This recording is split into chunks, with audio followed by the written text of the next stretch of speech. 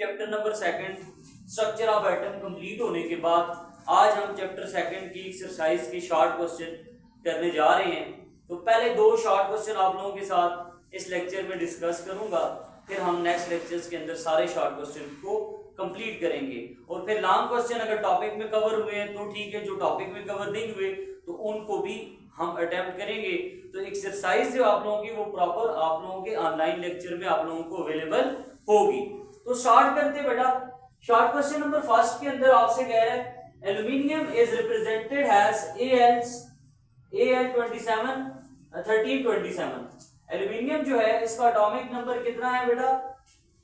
इसका atomic number 13 है और 27 इसका एटॉमिक मास नंबर है। आपको कहते हैं एल्यूमिनियम की आप स्ट्रक्चर ड्रॉ करें, draw the structure of aluminium, और आपको कहते हैं इसकी इलेक्ट्रॉनिक कॉन्फ़िगरेशन आप लोगों ने लिखनी है।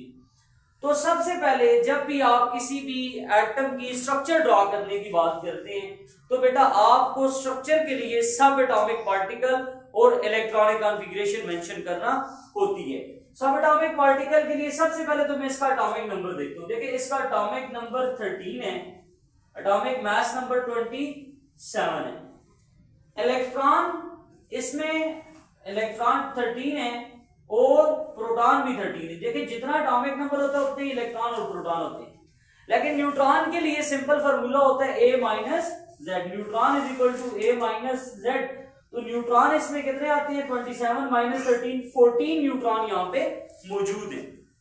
अब हम जो हमारे पास इलेक्ट्रॉन है उसकी बुनियाद पे हमने इसकी इलेक्ट्रॉनिक कॉन्फ़िगरेशन करनी है। अकॉर्डिंग टू अपर प्रिंसिपल आप जब इसकी इलेक्ट्रॉनिक कॉन्फ़िगरेशन करते हैं तो 1s2 2s2 2p6 3s2 3p1 total 13 electron आप लोगों के पास कंप्लीट हो जाते हैं। यहां तक देखिए आप लोगों के पास 2 और 2 4 और 6 10 2 12 और 1 13 इलेक्ट्रॉन कंप्लीट हो जाते हैं। अब आपने सब शेल से शेल जो है वो आप लोगों ने बतानी है कि इसमें शेल कौन कौन से। तो यहां पे आप देखें 1s यानी 1 वाला K शेल है और 2s और 2p ये दोनों L शेल हैं और 3s और 3p ये दोनों क्या हैं? M शेल हैं। तो बेटा यहां पे आप लोगों के पास K, L और M तीन शेल हैं। K शेल के अंदर 2 इलेक्ट्रॉन है, देखें 1s2 है जस्ट। L शेल के अंदर 8 इलेक्ट्रॉन है। 2s और 2p वाले जो इलेक्ट्रॉन है वो L शेल के इलेक्ट्रॉन है, 2 और 6 8 इलेक्ट्रॉन यहाँ पे अवेलेबल है। और M शेल के अंदर 3s2 और 3p1 यानी टोटल 3 इलेक्ट्रॉन अवेलेबल है। जब आप इन इलेक्ट्रॉन को इस हिसाब से शेल में डिस्ट्रीब्यूट करते हैं तो पहले शेल में 2, दूसरे में 8 और तीसरे में 3 इलेक्ट्रॉन आते हैं। अब हम इसकी बोहर के अकॉर्डिंग स्ट्रक्चर ड्रॉ करेंगे। सो बेटा अकॉर्डिंग टू बोहर न्यूक्लियस बनाया मैंने। न्यूक्लियस में प्रोटॉन कितने मैंने लिखने हैं? 13, जो कि यहाँ पे हमने प्रोटॉन कैलकुलेट किए थे, और न्यूट्रॉन 14 है। और अराउंड द न्यूक्लियस के शेल के अंदर मैंने 2 इलेक्ट्रॉन लिखे हैं, एल शेल के अंदर मैंने 8 इलेक्ट्रॉन लिखे हैं और एम शेल के अंदर मैंने 3 इलेक्ट्रॉन मेंशन किए। तो ये आप लोगों के पास इसकी स्ट्रक्चर ड्रॉ हो गई है। तो शॉर्ट क्वेश्चन 1 आप लोगों के पास यही था। शॉर्ट क्वेश्चन नंबर 2 पे आते हैं।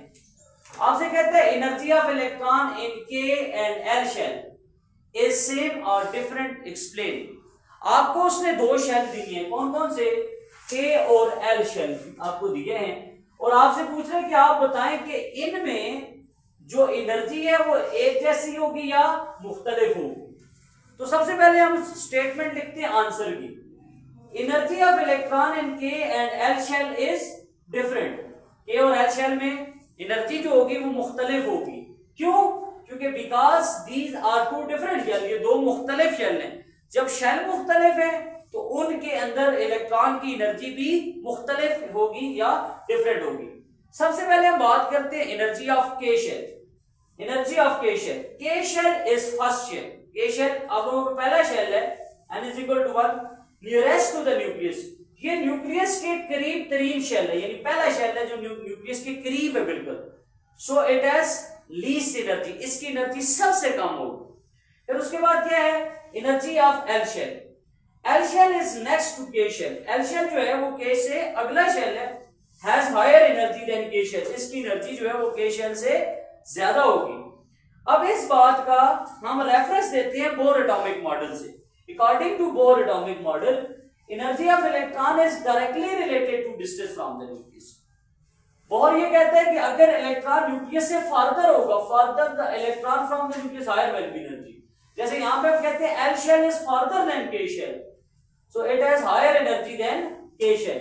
यहां पे आप देखते हैं इसकी डायग्राम से फिर हम इसको एक्सप्लेन कर सकते हैं कि देखिए के शेल न्यूक्लियस के करीब है, इसकी एनर्जी कम है। एल शेल न्यूक्लियस से दूर है तो इसकी एनर्जी ज्यादा है। जो शेल न्यूक्लियस के करीब होगा उसकी एनर्जी कम होगी, जो दूर होगा उसकी एनर्जी ज्यादा होगी। तो इस तरह से ये दो डिफरेंट शेल हैं, इनकी एनर्जी भी डिफरेंट है। अब बेटा इस क्वेश्चन की सॉल्विंग स्ट्रेटेजी ये है, आपने क्वेश्चन के अंदर आंसर की स्टेटमेंट लिखनी है, के शेल की एनर्जी बतानी है, एल शेल की एनर्जी बतानी है, फिर आपने बोर एटॉमिक मॉडल का रेफरेंस देना है और एंड में हम इसकी डायग्राम डिस्कस कर लेंगे। दैट्स ऑल बच्चों, नेक्स्ट लेक्चर के अंदर अगले शॉर्ट क्वेश्चन डिस्कस करेंगे। अपना और अपनों का बहुत ज्यादा ख्याल रखें। अल्लाह हाफिज।